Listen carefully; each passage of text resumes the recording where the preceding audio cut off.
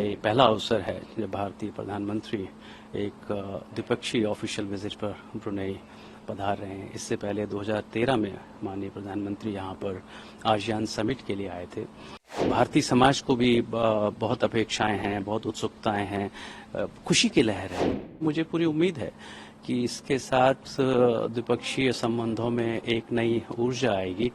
माननीय प्रधानमंत्री श्री नरेंद्र मोदी जी का स्वागत द पैलेस नूरुल इमाम इस्ताना में किया जाएगा।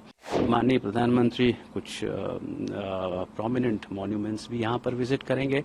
संभावना है कि वो एक जो यहाँ की नेशनल मोस्ट आइकनिक मॉस्क है उसका भी दौरा करेंगे, वहाँ जाएंगे। भारतीय उच्चायोग का नया भवन ऑलमोस्ट यहाँ पर अभी तैयार हो चुका है, उसके लोकार्पण का भी इस विजिट के दौरान आयोजन और संभावना है।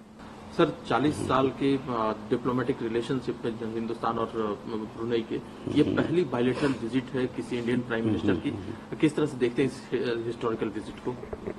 बिल्कुल, ये बहुत ही एक ऐतिहासिक क्षण है भारत ब्रुनेई के द्विपक्षीय संबंधों में कि आज डिप्लोमेटिक रिलेशंस के एस्टैब्लिशमेंट्स के 4 डेकेड के बाद ये पहला अवसर है जब भारतीय प्रधानमंत्री एक द्विपक्षीय ऑफिशियल विजिट पर ब्रुनेई पधार रहे हैं। इससे पहले 2013 में माननीय प्रधानमंत्री यहाँ पर आसियान समिट के लिए आए थे और इसकी बहुत अपेक्षाएं यहाँ पर थीं दोनों तरफ से, सरकारी तंत्र में भी और भारतीय समुदाय के मध्य में भी, कि जिस तरह से विगत 10 वर्षों में विश्व पटल पर भारत का प्रादुर्भाव हुआ है और भारतीय जनचेतना, जनमानस और लीडरशिप का जो एक ग्लोबल स्टेट्समैनशिप में एक जो एवोल्यूशन हुआ है, G20 उसका एक उदाहरण है।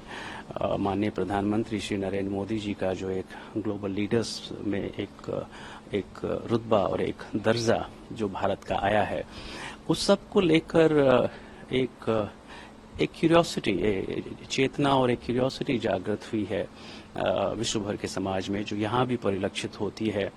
और वो आकांक्षाएं, अपेक्षाएं एंड उत्कंठाएं वो कहीं न कहीं इस विजिट में परिपूर्ण होती हैं।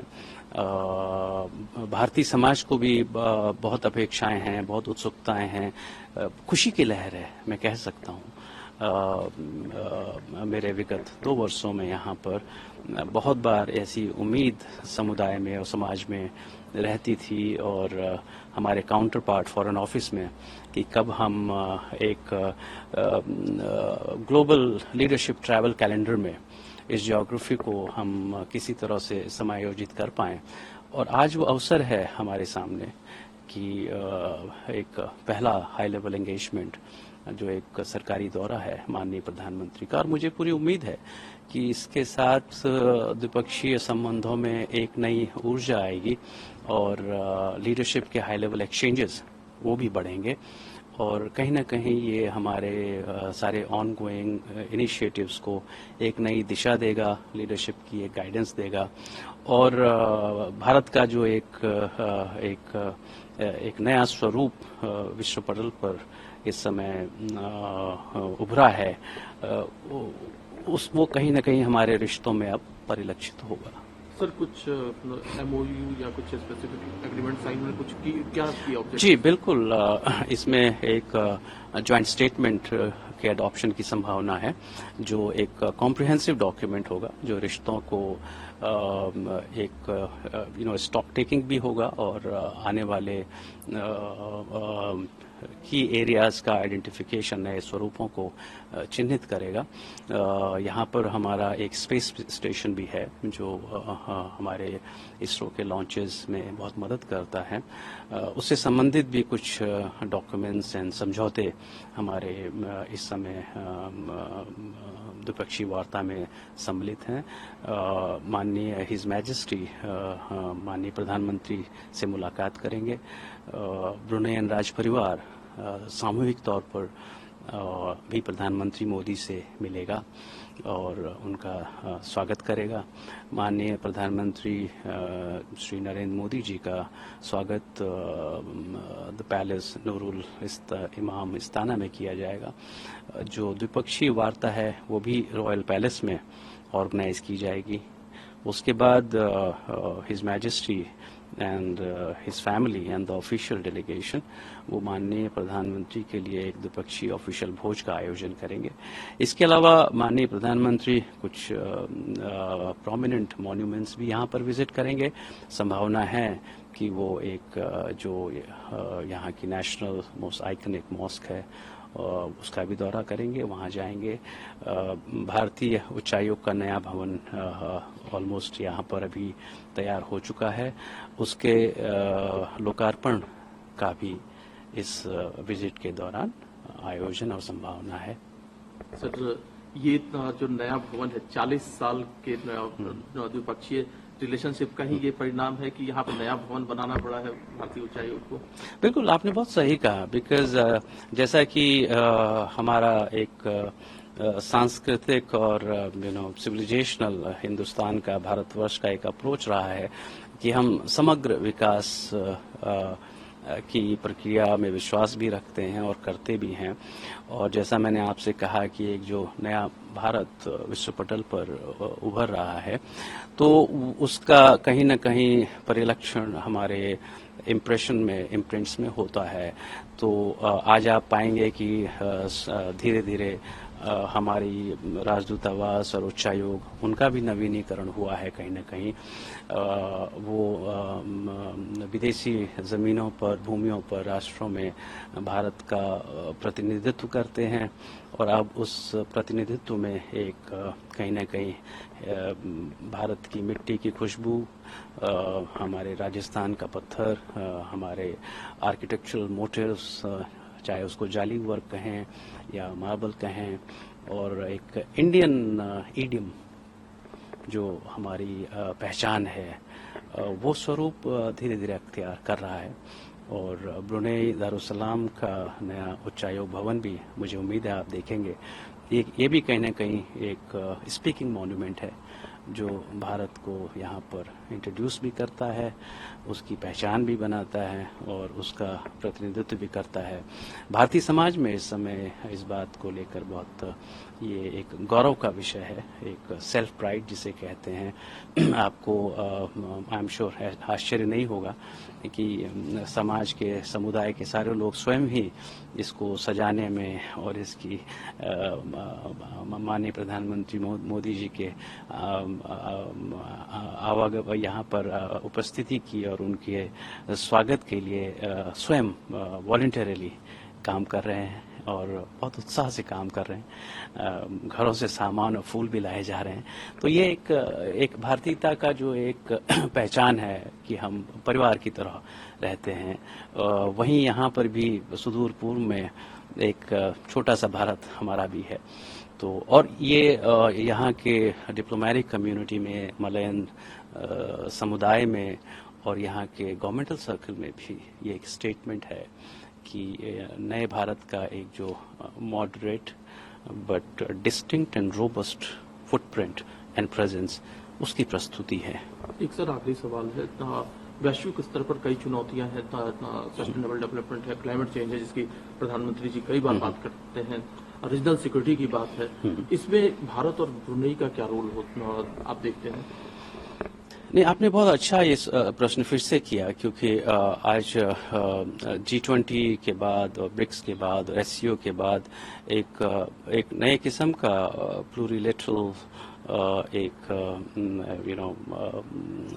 मैकेनिज्म इवॉल्व हुई है जो एब्सोल्यूट मल्टीलैटरलिज्म को छोड़कर और इंटायरली बायलैटरल को छोड़कर एक नए प्लेन पर जियोपॉलिटिकल प्रॉब्लम्स के सोल्यूशन का रास्ता खोजती है। और जैसा मैंने कहा कि साउथ ईस्ट एशिया का आसियान इनिशिएटिव हैज़ बीन, ये सबसे सफलतम मल्टीलैटरल एंड प्लूरिलैटरल इनिशिएटिव रहा है 60 के दशक से शुरू होकर के। बल्कि कह सकते हैं कि आसियान और ईयू ये दोनों ऐसे इनिशिएटिव थे जो समय से आगे थे। अब ईयू का तो मैं नहीं बात कर पाऊंगा, लेकिन आसियान को एक बहुत सफल रीजनल मल्टीलैटरल प्लूरिलैटरल इनिशिएटिव माना जाता है।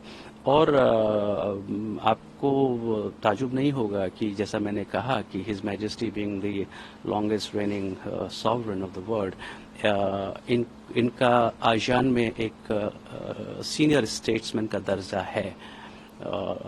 His Majesty was anointed, was crowned in 1968. He was appointed as a monarch in 1967.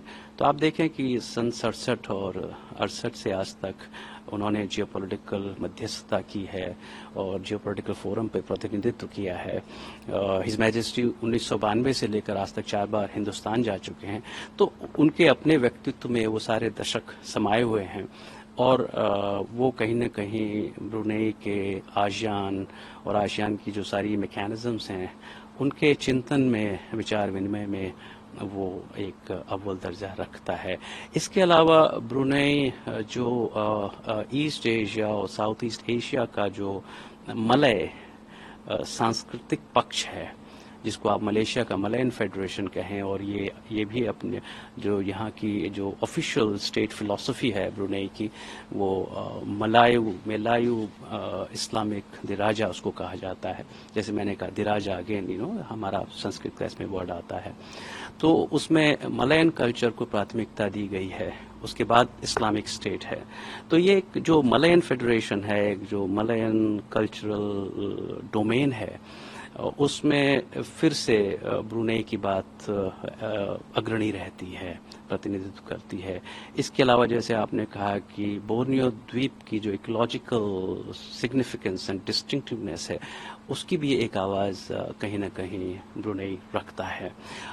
तो इसको जब हम हिंदुस्तान से, भारतवर्ष से कंबाइन करते हैं, तो जिस तरह से पिछले 10 वर्षों में भारत की आवाज़ एक मल्टीलैटरल फोरम पे उभर के आई है as a global troubleshooter and global problem solver, the convening power of India of being able to bring people onto a table for a discourse and exchange should there be any geopolitical challenges। तो आपने देखा कि इस समय विश्व में किसी भी ज्योग्राफी में आप देखें कि उसमें रिफ्ट्स हैं, there are exchanges, there are differences, और ये कहीं ना कहीं G20 में उभर कर आ रहे हैं, रीजनल फोरम्स में आ रहे हैं, आसियान में आ रहे हैं, और इसको लेकर कहीं ना कहीं ये हमारी लीडरशिप के बीच में एक घनिष्ठता बनी है। पिछले साल आपने देखा भारत से पहले G20 की जो अध्यक्षता थी वो इंडोनेशिया ने की थी, तो उसमें फिर से south east Asian, east Asia, कुल मिलाकर के एक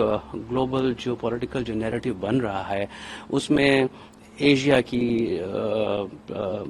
की रिप्रेजेंटेशन, साउथ एशिया का रिप्रेजेंटेशन, साउथ ईस्ट एशिया की थिंकिंग वो फैक्टर इन हो रही है। और इस सब के मद्देनज़र भारतवर्ष और ब्रुनेई की ये जो लीडरशिप है और ये जो कमिंग टुगेदर है, ये कहीं ना कहीं हमारे जो पॉलिटिकल पटल पर भी इसका हमको असर देखने को मिलेगा।